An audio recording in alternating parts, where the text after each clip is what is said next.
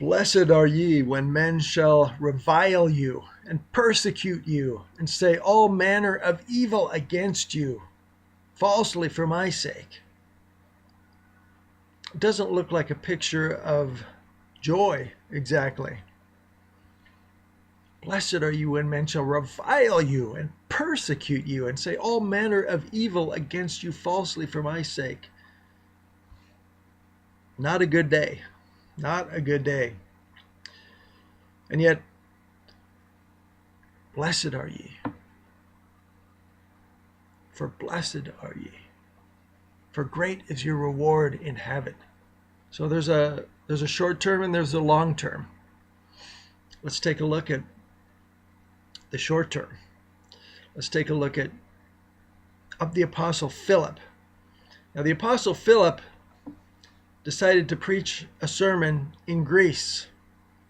How did that work out for him? Well, he was crucified upside down, an unimaginably excruciating death. Really tough. Now let's take a look at the 14th century. Hundreds of years later, many hundreds of years later, the 14th century. By the way, I'm skipping thousands and thousands of Christians in the interim, okay? We're just picking out a few highlights here. Thomas of Tolentino, a Franciscan monk, is sailing for China and Ceylon, and he's going to, well, he's got a couple of other Franciscan monks with him, but a storm whooshes in and blows his ship off course. They come ashore near the Salsette Islands near Bombay. This was most unfortunate for Thomas of Tolentino and his two Franciscan monks, because they fell into the hands of the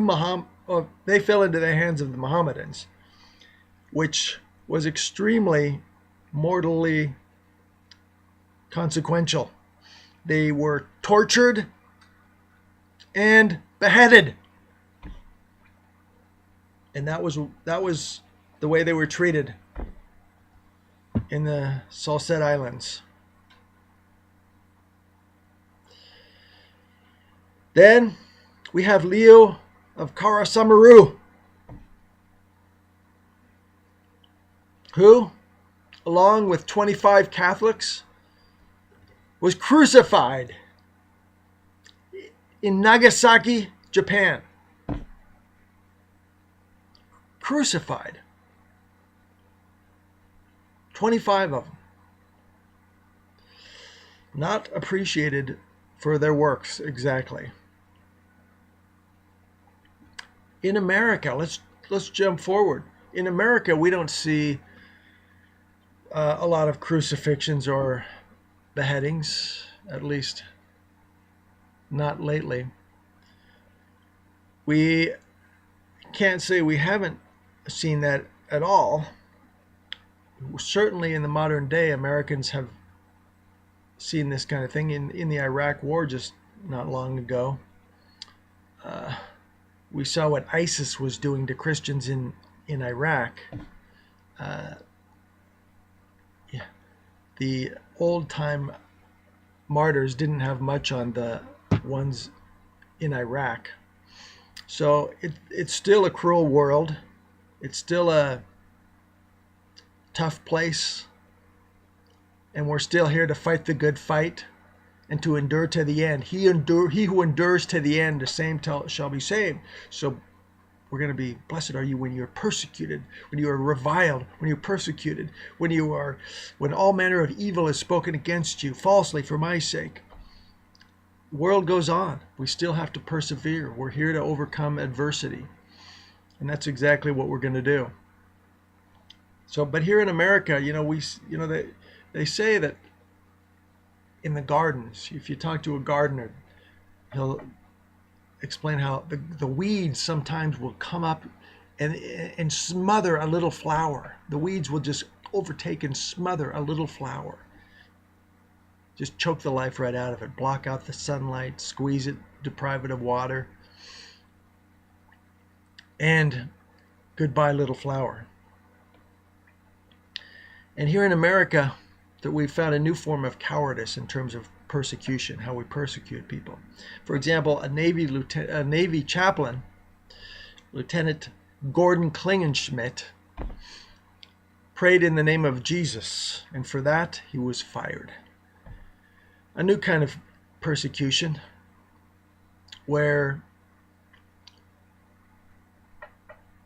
Klingenschmidt suddenly has his income, his source of survival, his source is gone, and his career is over. And so he's not the only one. That was back in 2005. In 2015, we're skipping a whole bunch of them, but let's take another look.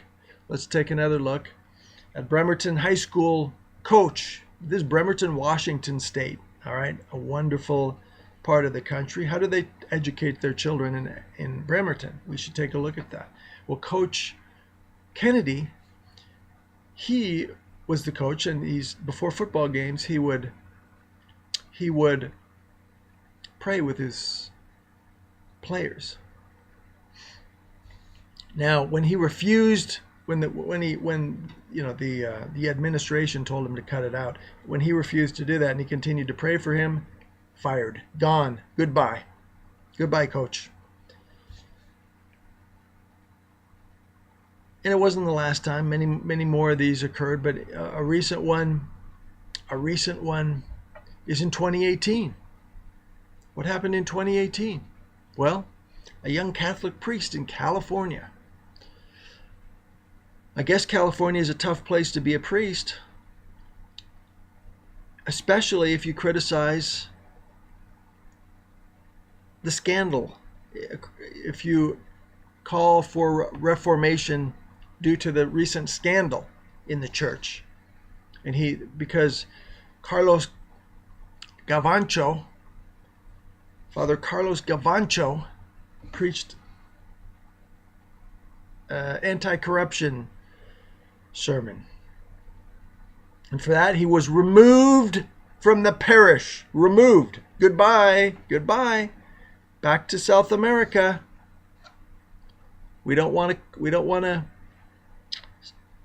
criticize the scandal. So the weeds sometimes grow up in the garden, just like the tares in the wheat. But we know that the gardener will return eventually, and he's going to weed the garden, just as the tares will be separated from the wheat. So we endure. He who endures to the end, the same shall be saved. Blessed are ye when men shall revile you and persecute you and say all manner of evil against you falsely for my sake. Blessed are ye. Rejoice and be exceedingly glad, for great is your reward in heaven. For so persecuted they the saints and the prophets before you.